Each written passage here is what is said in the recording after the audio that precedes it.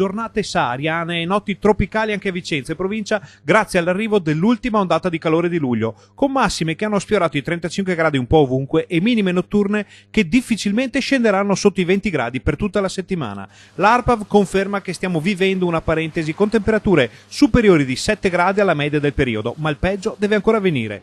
I 38 gradi arriveranno, secondo gli addetti ai lavori, per la metà della settimana e le minime notturne potrebbero assestarsi attorno ai 25 gradi. Un incubo di caldo e afa, insomma, che andrà a braccetto con il peggioramento delle concentrazioni di ozono. Chi può fugge verso il mare o i monti, chi non può se ne rimane in città a cercare una soluzione per sconfiggere la calura.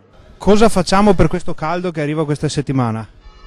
Bisogna non agitarsi, secondo me far finta di niente, esatto, perché se uno ci pensa, esatto, e praticamente allora lo sente di più. È una cosa impossibile da resistere al caldo, bisogna inventarsi qualcosa, magari anche una piscina in piazza. Io darei un consiglio a tutte le persone della mia età, pressopoco, di starsene a casa ben tranquilli e di uscire la sera e al mattino presto a farsi la passeggiata, è l'unica cosa che si può fare.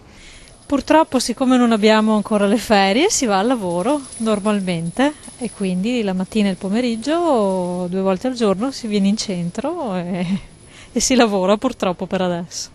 Ma si potrebbe andare al mare se chi può, chi non sta lavorando, in piscina oppure nei prati dove c'è un po' d'ombra. Moriamo di caldo, niente, l'unica sarebbe scappare in montagna, ma avendone la possibilità. Non lo so, io sono della Russia e là è meno 30 e proprio per morire.